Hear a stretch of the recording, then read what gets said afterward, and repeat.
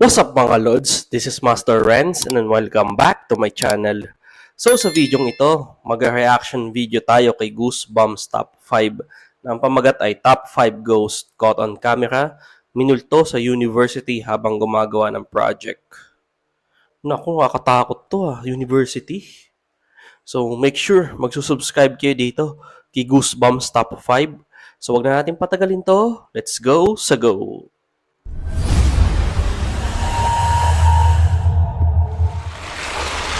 Night Terrors. Dakota's Grabe yung baby boses, was just 10 months old nang nagsimulang magkaroon ng paranormal activities sa bahay nila at hindi niya alam kung naka-attach ang mga activities na to around her or her baby. Sabi niya na nagigising ang bata sa gitna ng gabi na sumisigaw at takot na takot.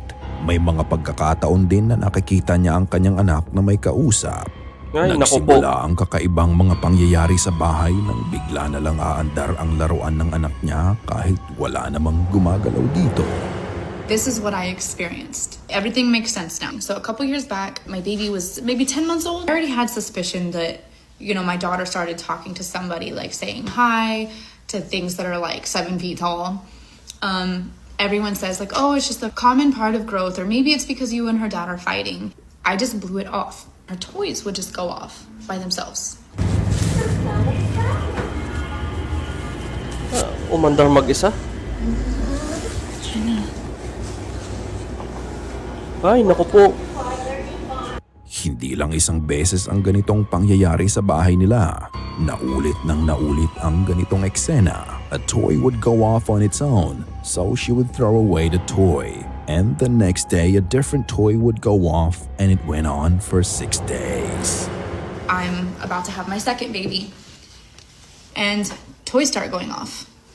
One toy goes off, and I'm like, nope, not doing this. I threw it away. And then the next day, a different toy went off. Ay, And the next day, a different toy, and I threw it away. Each time I threw them away. I'm like, not doing this. For 6 days, a different toy would go off. ay hala. Ibig sabihin, may malaki ang chance na may entity na ang target yung baby niya. Kaya yung mga to yung pinaglalaroan. Hindi dito natapos ang bangungot niya. Isang beses, habang sila ay nasa sala, may makukunan ang CCTV nila na sobrang tumakot sa kanya. Wow. Ano, pa may sumilip You can see the bowl falling off from the shelf. But that's not the only crazy part. If you look closely, just right before the bowl fell, Parang may makikita tumulak. mo ang paglabas ng puting kamay sa likod nito na parang tinulak ang bowl. Ay, So natakot. what is it? Bukod dun, may kakaiba pang nangyari. Nakita mo ba? Matapos mahulog ng bowl, may lumabas na figura ng Ayun, no? baby ang sumilip mula sa couch sa likod ng crib and started looking around. Ay, It's pale in color at may pagka-transparent ito. According to Dakota, that's not her baby and she called that thing a demon baby. And you look at this video, and it is a demon baby.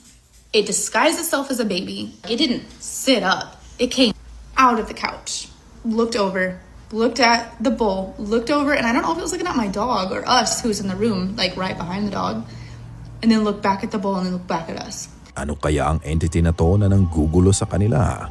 Until now, she's still searching for answers. Is it simply just a ghost of a child? Or is it something more sinister?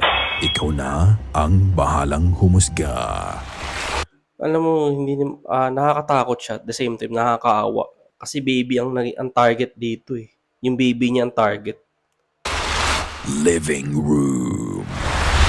This video is posted by Mercy to help her friend Karina sa weird stuff na nangyari sa bahay nila. Ito ay kuha ng CCTV sa kanilang sala. My friend sent me this over this weekend. It's the middle of the night. It's in her living room. I don't know what to think. So there's a shadow in the corner. Her TV is auto set to turn off, so nothing paranormal there. This is what's weird. Wow. Who was that? What was that? Sa video, makikita creepy. mo ang isang madilim na anino ang nakaupo sa couch nila and it slowly glides off the camera frame. Pagkatapos nito, nang mamatay ang TV, may nakatayong unknown figure ang bigla na lang lumabas sa harapan nito.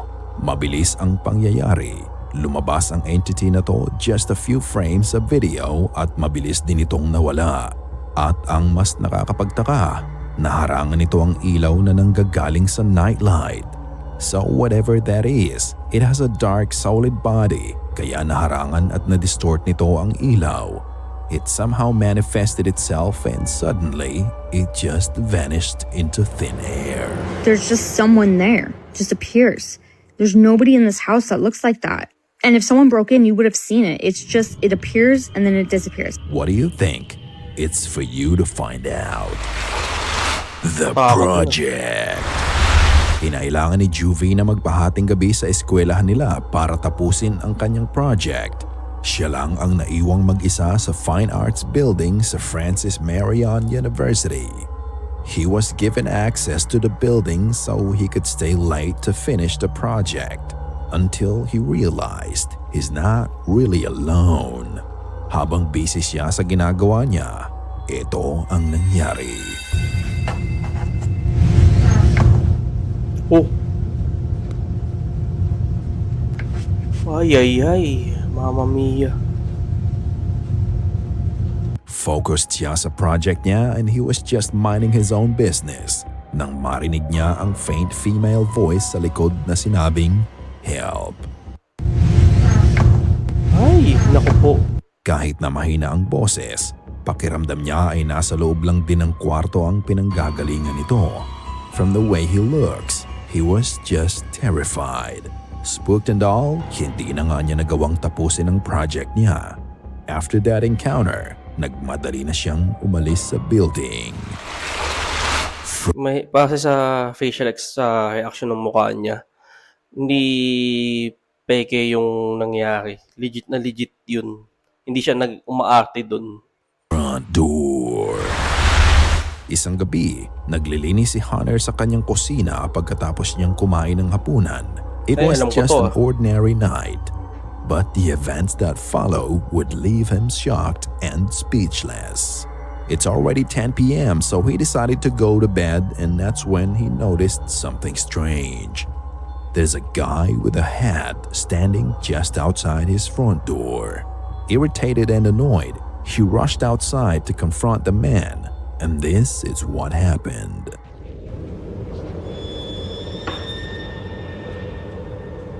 Ayun no, nadadaanan ng ilaw.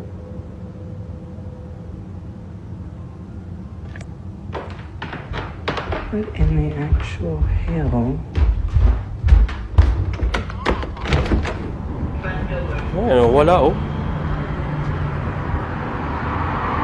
There's literally... Habang naglalakad siya papunta sa front door, makikita mo ang anino na andun pa. Pero pagbukas niya ng pinto, ang taong nagka-cast ng shadow ay bigla na lang nawala. Malinaw ang anino at nakatayo lang sa harapan ng bahay niya ng matagal. Ngunit paglabas niya ng bahay, wala ka ding makikita na naglalakad sa daan. Ayon sa kanya, ang bahay niya ay 160 years old na. At Ay, sa ang tapat tanda ng na. bahay niya ay forensic center kung saan ginagawa ang autopsy. Sa tingin nyo, may kinalaman to sa nakita niyang anino?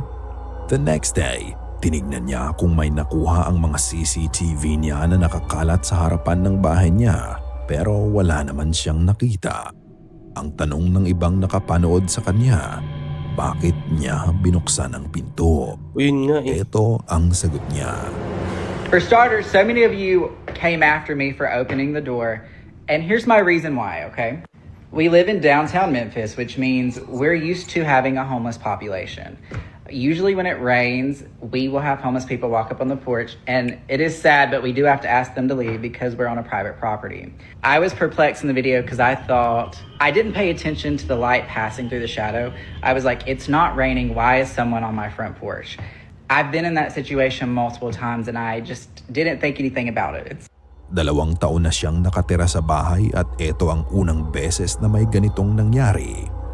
Siya ay skeptic sa paranormal so he tried to debunk the shadow. However, he could not find any explanation why or how it happened. Ano sa tingin nyo ang nakita niya? Ikaw na ang bahalang magpasya. Delikado yung ganyan. The Chopper. Ito ang dahilan kung bakit kailangan mong isara palagi ang kotse mo. Si Julio ay isang executive driver sa isang kumpanya. Isang gabi, siya ay inutusan sunduin ng isang babae sa Calamanda, Mexico. Pinuntahan niya ang lugar. Lagpas 3:00 na ng madaling araw at mag-isa siyang naghihintay sa madilim na daan. Dilim Dito dun, ah. mangyayari ang hindi niya inaasahan. Isang bagay na talagang susubok sa kanyang tapang. Escuché que alguien quería abrir la puerta. Estoy esperando a un usuario, a una señorita Ba't yan ka nag-aantay? que va a entrar a trabajar ahorita en la madrugada. Entonces, como nos dedicamos al servicio ejecutivo, pues los tenemos que esperar. No hay nadie. Estoy checando por los retrovisores y pues no hay nadie. Igual en la de abajo, en la de mi lado. Ah, no mames, qué pedo. Y de repente, Wala akong ilaw. Ano? Ayan, may ilaw. me levanté, se escuchó como se estaba moviendo la chapa de afuera, como Tataka lang ako, bakit dyan siya naghihintay? Hindi ba siya pwedeng pumunta doon sa maliwanag at doon niya antayin yung yung amo niya, yung pagdadahiban niya? Kasi pag ganyan, delikado eh. se quisieran abrir el carro y no había nadie. Y yo, qué raro, qué extraño. Y bueno, fue parte de mi susto ahorita. Miren, Nako. miren cómo se mueve la chapa. ¿La vieron? Ay, naku po. No hay nadie, no hay nadie. Ah, miren cómo se mueve la chapa. ¿Hay alguien ahí? ¿Hola? Walang Sa tao. ng kotse, madidinig mo ang paggalaw ng door handle na parang may nagbubukas nito. Pero walang tao. Pinutok niya ang camera sa side mirror. Wala ka namang ibang tao makikita doon. Tanging siya lang ang nag-iisa sa daan. Pinagpatuloy niya ang kanyang paghihintay at dire-diretso pa din ang hindi nakikitang nilalang sa pagbukas ng kanyang kotse. Sa takot at nerbiyos niya, napadasal na lang siya. Ito ang kanyang nakita. Dios Padre, te pedimos de todo corazón por todas las almas que están penando, para que estén contigo. Miren, Ay, miren, naku miren. po. Ayun na miren. naman. Ah, su mecha. No más. Bueno, en el nombre de Dios, yo me extraño. Se ve por ahí algo que se movió. Nakita mo ba yun? Hindi. Nang muli niyang itutok ang camera sa side mirror niya, nagulat siya sa kanyang nakita. Isang itim na anino ang mabilis na nagtago sa likod ng sasakyan nang mapansin nito na nakita siya ni Julio. Naniniwala siya na hindi tao ang may gawa nito, kung hindi isang nilalang ng kadiliman. Isa sa mga viewers niya ang nagpadala Ay, ng naku po. screenshot sa nakita nila.